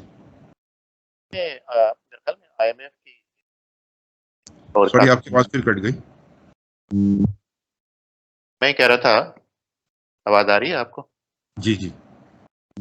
آئی ایم ایف کی ڈیمانڈ تھی کہ جو ایلیٹ کلاس ہیں گورنمنٹ کے اندر, اسپیشلی جو گورنمنٹ آفیشیل ہیں جس میں ایم این اے ہیں, جس میں جوڈیشری ہے, جس میں آرمی بھی آ جاتی ہے, تو انہوں نے ڈیمانڈ کیا تھا کہ ان کے جو ایسٹس ہیں نا آپ ڈکلیئر کریں. یہ basically according to the constitution ہے اور یہ عوام کا حق ہے, ان کو پتہ ہونا چاہیے کہ کس کے کتنے اثاثے ہیں. تو یہ جو ہے یہ کیا وجہ ہے, مطلب اپیرنٹلی تو ہمیں سمجھ میں آتی ہے کہ لوگ نہیں چاہتے کہ مطلب ایلیٹ جو کلاس ہے وہ نہیں چاہتی کہ لوگوں کو پتہ چلے کہ ان کے اثاثے جو ہے نا کہاں ہیں, تاکہ پھر لوگ پوچھیں ان سے کہ بھئی یہ آپ کے سورسز کیا ہیں, کہاں سے آئے اس طریقے سے. تو یہ بھی ایک بہت بڑا ایشو ہے نا کہ مطلب سورسز جو ہے ان کو چھپانا, یا پھر یہ کہ وہ یہ نہیں سمجھتے کہ ان کی ذمہ داری ہے کہ بتائیں کہ ان کے پاس پیسے کہاں سے آئیں. عابد صاحب, میرا خیال ہے کہ آپ بہت آپ پیچھے رہ گئے. مسئلہ اب یہ نہیں رہا کہ لوگ چھپاتے ہیں. living beyond your known, your wealth is beyond your known means of sources of income. اب بات اس سے آگے بڑھ گئی ہے کہ اگر یہ ثابت بھی ہو جائے تو اب نظام ایسا ہے کہ جو ثابت کرے گا اس کے اوپر وہ زیر عتاب آئے گا, اس کو خودکشی کرنے پہ مجبور کیا جائے گا, اس کے اوپر کیسز بنے گے. ٹھیک ہے, میرا خیال ہے کہ میں آپ کو, ہم سب کو پتا ہے اسپیسیفک کیسز جن کا میں حوالہ دے رہا ہوں. نیوز میں ہے بات نہیں, آپ ایان علی سے شروع کریں نا. اس کو جس انسپیکٹر نے اسلام آباد ایئرپورٹ پہ پکڑا تھا, وہ ایک مسٹیریس سرکمسٹانسز میں ہی ڈائیڈ, اور پھر وہ ایک پورا ایک سلسلہ ہے. اور وہ ہمارے مطلب کسی بھی آرگنائزیشن کے جو ہمارے وہ ہیں, now they have taken this country and this society to a stage کہ وہ اب ان کو کوئی حدود اور قیود کا کہ بھئی کوئی ان کی اکاؤنٹیبلٹی ہوگی کورٹ میں, میڈیا میں, نہیں سر. اب وہ اس سے آزاد و مبرا ہو گئے. یہاں میں ایک انجیکٹ کروں گا ایک واقعہ چھوٹا سا. یہ میں ان کو ہارورڈ کو میں سن رہا تھا, جس کا میں نے مینشن کیا, جمال صاحب برٹن کے جو ہیں, وہ کہہ رہے تھے کہ جب حضرت عمر یہ گورنر بنا کے بھیجتے تھے نا سیریا میں, یمن کے اندر, عمان کے اندر, تو جب یہ اپنا ٹینیور پورا کر کے آتے تھے تو یہ جو ہے نا ان کے اثاثے چیک کرتے تھے, اور وہ جب دیکھتے تھے نا کہ اثاثے ان کے بڑھ گئے ہیں تو وہ ضبط کر لیتے تھے. کہتے تھے کہ تم تو جو ہے نا اسلام کے نام پہ گورنر بنائے گئے تھے, تو کیا وہاں تم نے کوئی کاروبار کیا, وہاں یہ کیا وہ کیا. اب یہ جو ہے it's a completely different world جس کی ہم بات کر رہے ہیں اس طریقے سے. But please go ahead, I thought I inject this. نہیں, آپ نے یہ بہت اچھی آپ نے بات بتائی, اور آپ یقین کریں کہ جس دن ہم نے پاکستان میں اس طرح کی لیونگ بیونڈ یور مینس والی بات کو, یعنی پہلے تھی کرمنل تھی, اور اس کا جو برڈن آف پروف تھا وہ اکیوز کے اوپر ہوتا تھا. ابھی اس موجودہ حکومت میں انہوں نے اس کو چینج کر دیا کہ اب جو پروسیکیوشن ہے یا نیب ہے اس نے ثابت کرنا ہے کہ یہ جو ہے, اور اس میں بھی کئی ایگزیمپشنز دے دی ہیں کہ بیوی بچوں کو ایگزیمپٹ ہیں ان کے پاس جو ہیں. تو مطلب اب ہم مذاق بن گئے ہیں. مطلب اب بندہ کیا بات کرے کہ یہ ایک اس ڈٹائی اور شیملیس اسٹیج پہ ہم پہنچ گئے ہیں کہ جہاں پہ یہ ساری ویلیوز جو ہیں گورننس کی, وہ اب اپنے معنی اور الفاظ کے مطلب کھو چکی ہیں. اب وہ نہیں رہا. تو وہ گورننس سٹینڈرڈ اور جس میں آپ کنسفیکیٹ کر سکیں اس طرح کی جو ان لافل ویلتھ کا ایکوزیشن ہوا ہے, گینز ہوئے ہیں, وہ تو ابھی ہم مطلب اس طرف میرے خیال سے یہ بڑی باغیانہ سوچ ہے آپ میں سر, آپ کے ساتھ. اوکے چلے. سو اب نیکسٹ جو ہے نا تھوڑا سا اگر ہم ٹرائبلزم کی طرف چل پڑے, اس کا جو چھوٹا سا میں اگر اف یو الاؤ می ایک اسٹیج جو ہے وہ کر لیں. ایک حدیث ہے کہ رسول صلی اللہ علیہ وسلم نے فرمایا کہ جو اسبیہ کو کا نعرہ لگائے گا, اس کے لیے لڑے گا اور مرے گا, وہ مجھ میں سے نہیں ہے. پھر ایک اور حدیث ہے اسابیہ کی یا اسبیہ کی, جس میں کہا گیا ہے کہ جس نے اسبیہ جو ہے بیسیکلی ٹرائبلزم ہے. اور پھر ایک صحابی نے پوچھا کہ یا رسول اللہ یہ کیا مقصد ہے اسبیہ کا, تو انہوں نے بولا کہ آپ کی جو پارٹی ہے, آپ کا جو ٹرائب ہے یا آپ کا گروپ ہے, آپ اس میں شامل ہیں, اور آپ کو پتہ بھی ہے کہ آپ کی جو پارٹی ہے غلط کام کر رہی ہے, آپ روک نہیں رہے اس کو. مطلب ہمارے دین کے اندر تو یہ بھی ہے نا کہ اگر فیملی کوئی غلط کام کر رہی ہے تو you need to be a witness against. تو اس کی وجہ سے جو ہے نا اگر آپ وٹنسنگ نہیں کریں گے, اگر آپ روکیں گے نہیں اپنے لوگوں کو, تو پھر کرپشن جو ہے نا یہ بڑھ جاتی ہے اس طریقے سے. تو یہ جو ٹرائبلزم ہے کہ بھئی میری خراب سے خراب چیز جو ہے یا میری پارٹی کی، وہ اپوزنگ پارٹی کی اچھی چیز سے بھی اچھی ہے، کہ بھئی یہ نہیں دیکھنا کہ بھئی اس کے اندر کیا خوبی ہے، میں اس کو آگے لے کے کیسے چل سکتا ہوں۔ پھر آپ کو پتہ ہے پالیسی کے کافی ایشو ہیں، بہت ڈسرپشن ہو رہی ہے پالیسی کے اندر۔ ایک پارٹی جو ہے پالیسی بناتی ہے جو اچھی پالیسی ہے، دوسری پارٹی آ کے اس کو ختم کر دیتی ہے۔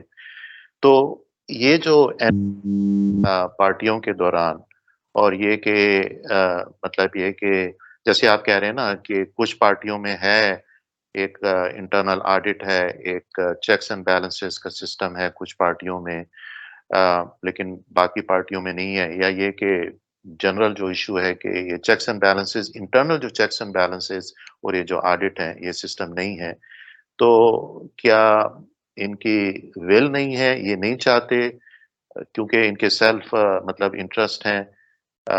تو یہ کیا ایشو ہے اس کے اندر کہ لوگ ایک دوسرے کو منع کیوں نہیں کرتے کہ بھئی یہ چیز غلط ہے؟ اب چھوٹی سی مثالیں ہیں، جیسے میرے خیال میں اعتزاز احسن ہے جو پیپلز پارٹی کے ہیں، وہ قانون کا کافی جو ہے نا سہارا لے رہے ہیں اور ایون اپنی پارٹی کے خلاف بھی وہ بات کر رہے ہیں اگر ان کی پارٹی کوئی غلط کام کرتی ہے۔ سو پلیز اگر اس پہ آپ کے کوئی ویو وغیرہ ہیں تو we would like to hear. اچھا عابد صاحب، یہ جو ٹرائبلزم ہے نا، یہ پہلی بات تو یہ کہ it's not unique to Pakistani politics یا پاکستانی سوسائٹی۔ یہ پولیٹیشنز کا جسے کہتے ہیں نا لاسٹ ریفیوج، آخری ٹھکانہ ہوتا ہے کہ جب وہ اپنی جو ایک جس انگریزی میں کہتے ہیں نا کہ مینیفیسٹ فیلئر کسی بھی ریل میں ہو، اس سے وہ اس کو ایک ایلیبائی یا اس سے اسکیپ کرنے کے لیے وہ ایک اس چیز کو، اس کی توجہ یا ٹینشن ڈائیورٹ کرنے کے لیے اس موقع کے مناسبت سے جو بھی جو tribal in the broader sense issue ہوتا ہے وہ اس کی طرف لے جاتے ہیں، تاکہ آپ کی جو اکاؤنٹیبلٹی ہے یا آپ کی جو پالیسی یا کوئی جو آپ کا انیشیٹو کی فیلئر ہے، توجہ وہاں سے ہٹا کے آپ ایک ایسی چیز پہ لے آئیے جس پہ جو عوامی جذبات ہیں وہ بڑے آسانی سے بھڑکائے جا سکتے ہیں، یا اس کو آپ اپنے سیاسی مقاصد، ری الیکشن خاص طور پہ اس کے حوالے سے اس کو استعمال کر سکیں۔ اس کی ویسٹ میں جو سب سے بڑی مثال ہے، یعنی دو مثالیں میں کہوں گا کہ ایک تو جو ملٹرزم ہے فورن پالیسی کا یو ایس میں، وہ جنگ کی تلاش پہ رہتے ہیں، اور وہ جو ان کے پریزیڈینشل کینڈیڈیٹس کے اندر کمپٹیشن یہ ہوتا ہے کہ میں کتنی زبردست جنگ کر سکتا ہوں، مطلب as part of the foreign policy, اور وہ ان کو ایک مسلسل ضرورت ہوتی ہے کہ کوئی ایکسیس آف ایول یا کوئی ڈیمن تلاش کریں دنیا میں، جس میں وہ اپنا وہ یعنی ایک خاص قسم کی جو مڈ یو ایس ہے اس کے اندر اس کو ابھار سکیں اور اپنے الیکشن کیمپین کی بنیاد بنا سکیں۔ میں رشیا تھا، پھر اس کے بعد جو ہے مسلمان ہو گئے کہ بھئی یہ ٹیررسٹ ہیں، اور اب جو ہے چائنا کی طرف یو ایس کا نہیں سر، فوکس اس میں نارتھ کوریا بھی رہا ہے فیوریٹ، تو ٹھیک وہ ہے۔ مطلب ایک عمومی بات ہے نا۔ اسی طرح سے اگر آپ یو کے میں آئیے تو جو انہوں نے بریکسٹ والا کام کیا ہے، مطلب وہ اتنا کیٹاسٹرفک ہے اور اتنا مطلب it makes no sense from economic point of view, لیکن پوری ایک بڑی مہم چلی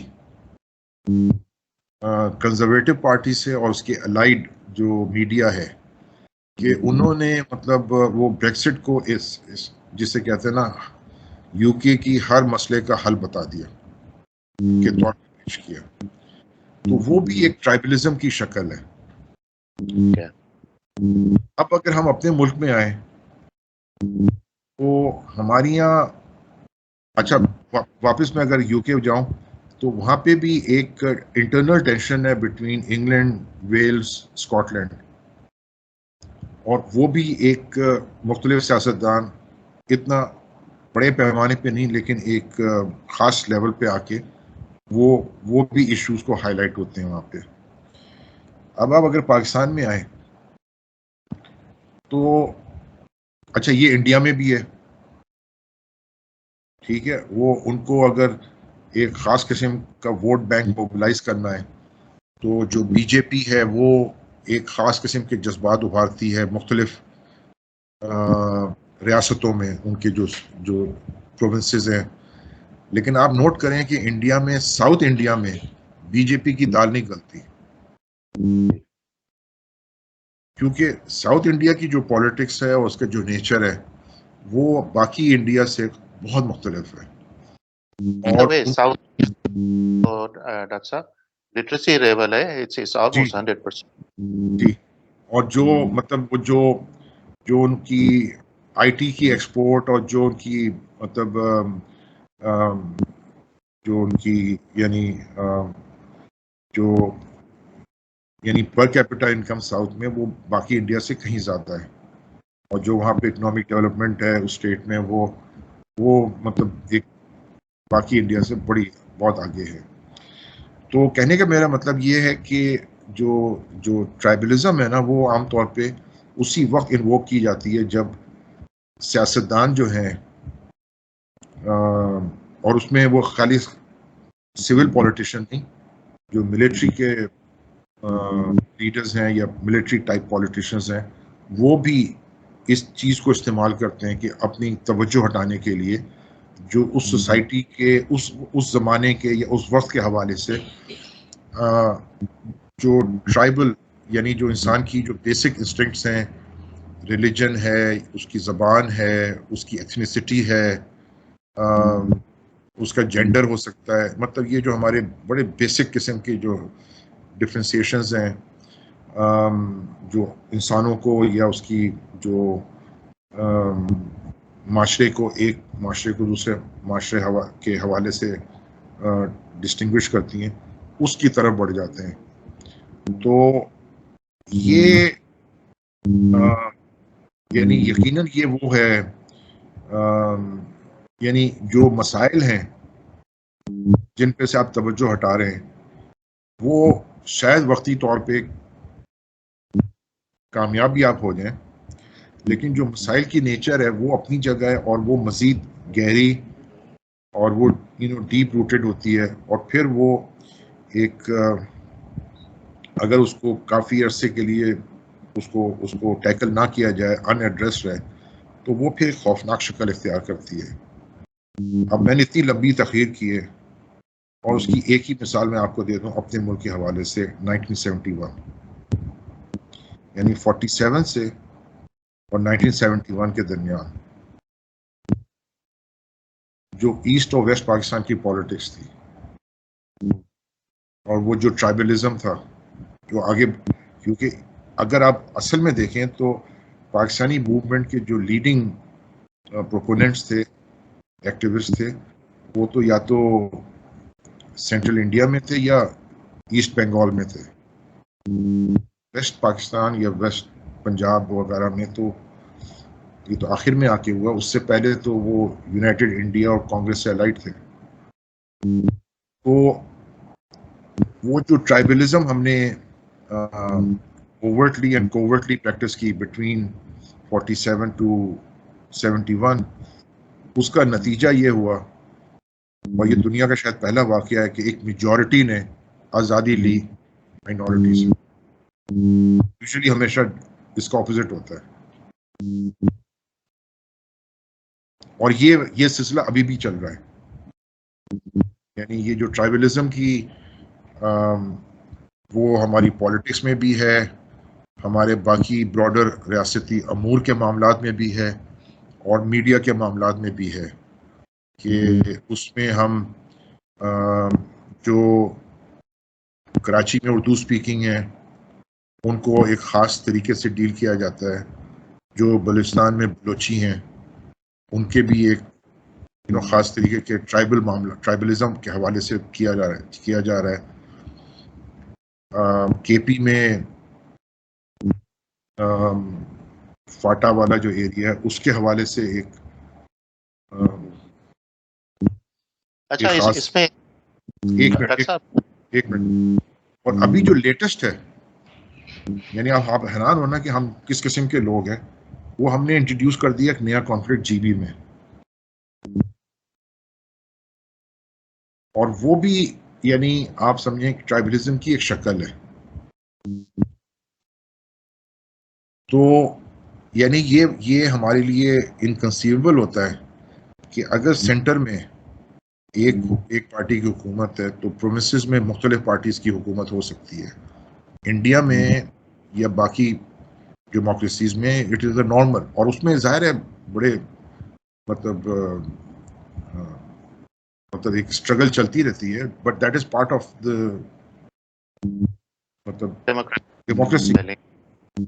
لیکن ہمارے یہاں وہ جو یونٹی آف کمانڈ اور ایک سسٹم ہو اور سارے جناب اٹینشن کھڑے ہو جائیں، مطلب اس طرح کا جو ہماری سوچ ہے، اور پھر وہ یعنی میں اب آگے کوئی بات سخت نہیں کرنا چاہتا، لیکن بہرحال اب ہم نے جی بی کی بھی جو ہے نا اس کو ایک کانفلکٹ، اور یہ بڑا سینسٹیو ایریا ہے. اچھا اس میں جو ہے نا آخری چیز جو ایک جنرل جو ایشو ہے، کہتے ہیں کہ جو ایروگینس کے دو کمپوننٹ ہیں. ایک تو یہ کہ جس میں ایروگینس ہوتی ہے وہ دوسروں کو گھٹیا سمجھتا ہے، نمبر 1. دوسرا یہ ہے کہ جو حقیقت ہے نا اس کو جھٹلاتا ہے. یہ جو ہے نا دو کی ایلیمنٹ ہیں اس کے. تو پہلے ایسے لگ رہا تھا کہ پاکستان کے اندر نسلی ایشو ہیں، مطلب زبان کے ایشو ہیں، لیکن اب جو ڈسکریمنیشن جو ہے نا وہ ہو رہی ہے کلاس بیس کے اوپر، کہ بھئی جو ایلیٹ کلاس ہے نا وہ گھٹیا سمجھ رہی ہے لوور کلاسز کو، اور جو مڈل کلاس ہے نا وہ گھٹیا سمجھ رہی ہے آپ کے جو غریب لوگ ہیں پاکستان کے اندر. کیونکہ یہ جو ایروگنس ہے نا، یہ یوں لگتا ہے کہ ٹرکل ڈاؤن کرپشن ہے یہ، کہ جب اوپر والے کرپٹ، کلاس والے اور لوور کلاس والے بھی جو ہے نا کرپشن میں شامل ہو جاتے ہیں. تو کیا خیال ہے؟ اور میرے خیال میں اس پہ ہم لوگ ذرا کلوز بھی کرتے ہیں اسی ٹرائبلزم کے ایشو کے اوپر. تو آگے بھی دی اپرچونٹی کہ کیا واقعی یہی ہے کہ یہ ایروگنس کا ایشو ہے اس کے اندر؟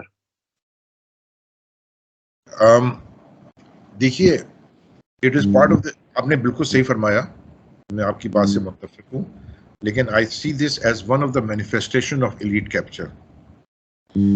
ایلیٹ کیپچر اسی وقت سکسیسفل ہوتی ہے جب اس کے اندر اکاؤنٹیبلٹی نہ ہو کسی قسم کی، کہ اگر کسی نے ایلیٹ کے ممبر نے لا بریک کیا ہے. اب آپ یاد کیجئے نا کہ کوئٹہ میں وہ جو کوئی منسٹر تھا، اس نے تیز گاڑی چلاتے ہوئے جو پولیس مین چوک پہ کھڑا ہوا تھا ٹریفک، اس کو رونڈ ڈالا، اور پھر اس کو وہ بیل مل گئی یا پتہ نہیں کورٹ سے وہ مطلب ڈسچارج بھی ہو گیا کوئی.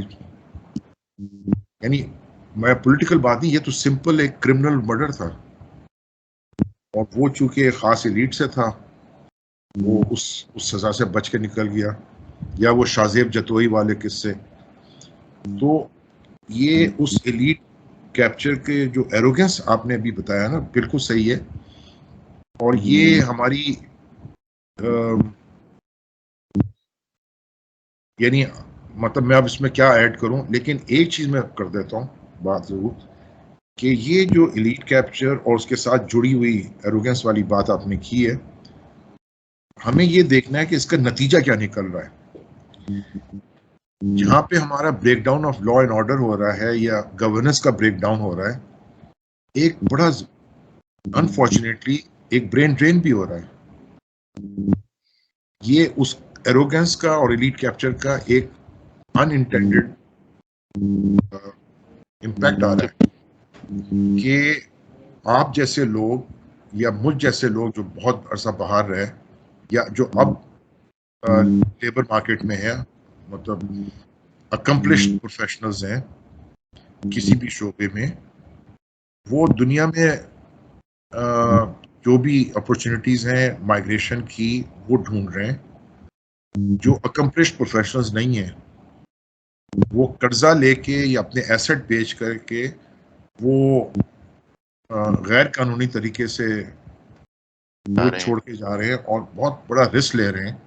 اور جیسے آپ نے وہ دیکھا ہے گریس میں جو بوٹ ٹریجڈی ہوئی ہے, تو یہ کیا چیز ثابت کر رہا ہے کہ لوگ, ہمارے لوگ, چاہے وہ اکمپلش پروفیشنلز ہوں یا وہ مطلب ایک انسکلڈ یا لو انکم گروپ سے تعلق رکھتے ہوں, وہ اس معاشرے میں رہنا نہیں پسند کرتے. وہ کسی بھی قسم کا رسک لینے کے لیے تیار ہیں, کیونکہ جب آپ اکنامک ڈسلوکیشن کرتے ہیں اس کی بڑی کاسٹ ہوتی ہے. And you measure the cost against the benefits of living in a civilise society. تو وہاں پہ آپ برتن بھی دھو لیں گے, لیکن آپ سمجھیں گے کہ میں ایک ریلیٹیولی سویلائز سوسائٹی میں رہ رہا ہوں. ڈگنیٹی ہے نا, ایٹ لیسٹ ایک ڈگنیٹی ہے انسان کی. یہاں بالکل آپ نے صحیح کہا سر, دیٹ از دا کی word I was looking for. کہ اگر ہماری یہاں ایروگنس کی وجہ سے کہ میں اگر, یعنی ایلیٹ کیپچر کا مطلب کیا ہے کہ میں اگر میں نے کوئی قانون توڑا ہے یا مجھے کوئی قانونی کام کو بھی کروانے کے لیے راستے چاہیے, میں اپنے جو کانٹیکٹس ہیں, ایلیٹ کانٹیکٹس جو ہیں, اس کو برے کار لاؤں گا. نظام ایسا بن گیا کہ وہ automatically as part of its یعنی ایک سسٹمک آپ کو ڈلیوری نہیں دے گا جب تک آپ کے کوئی کوئی تعلقات نہ ہو. تو اور جن کے تعلقات نہیں ہیں وہ اس معاشرے میں ان کو بڑی یعنی حقارت کی نظر سے دیکھا جاتا ہے. تو وہ ایروگینٹ مطلب اس two sides of this coin نا, کہ ایک طرف ایروگینس ہے, اس کے ساتھ جڑی ہوئی حقارت ہے, دونوں کا لازم اور ملزوم ہے نا. اور وہ یہی چیز ہے جس سے ہم یعنی دیکھ رہے ہیں کہ یعنی ون آف دا مینیفیسٹیشن از کہ لوگ اس معاشرے سے نکل کے جانا چاہ رہے ہیں. دیکھیے انڈیا میں بھی ہوا ہے, ٹھیک ہے, لیکن انڈیا کی جو ہے نا وہاں پہ یعنی ایک قسم کی اکنامک مائگریشن زیادہ ہے. آپ ایک چیز دیکھیے, میں گلف کنٹریز میں سعودی عربیہ میں 22 سال رہا ہوں, یو اے ای وغیرہ میں, آپ کو اس معاشرے میں یا اس ریجن میں آپ کو کبھی کوئی ساؤتھ کوریا نظر نہیں آئے گا as an economic migrant, Malaysian نظر نہیں آئے گا, فلیپینس کے لوگ نظر آئیں گے, انڈیا پاکستان سے بھی ہوں گے, ایران سے بھی ہوں گے, لیبنان سے, ایجپٹ سے. تو یہ شو یہ کرتا ہے کہ یہ وہ ان سوسائٹی سے لوگ وہاں پہ آ رہے ہیں جو جہاں پہ مطلب ان کی جو سوشل سٹینڈنگ ہے وہ ایک جو ڈگنیٹی والی بات اور جو اکنامک اپرچونٹیز ہیں وہ نہیں ہیں. لیکن آپ کو Malaysian, south Korean, Taiwan, China تو چلیں بہت بڑا ملک ہے, لیکن اس طرح کے ملکوں کے اکنامک مائگرینٹس آپ کو کہیں نظر نہیں. وہ بزنس کے لیے ضرور ہوں گے, وہ اپنی کمپنی کے ریپرزینٹیٹیو کی شکل, لیکن ناٹ ایز مائگرینٹ ورکرز نہیں ہے. ویسٹ کی تو بات چھوڑیں, میں باقی جو ڈیولپنگ کنٹریز ہیں ان کے حوالے سے بات کر رہا ہوں. تو میں آخر میں آپ سے یہ کہوں گا کہ عابد ملک صاحب, آپ کے ساتھ گفتگو کرنے کا مجھے آپ نے موقع دیا, بہت شکریہ اس کا. اور یقیناً ہم دونوں کی جو مشترکہ کوشش ہے کہ ہم اس سوسائٹی میں ایک اپنے جو ہمارے علمی اور ذاتی تجربات ہیں وہ ہم لوگوں کے ساتھ شیئر کر کے ایک اویئرنیس کا جو لیول ہے اس کو ہم بڑھائیں. بہت بہت شکریہ ڈاکٹر صاحب آپ کا. Thank you very much. Thank you جی, السلام علیکم.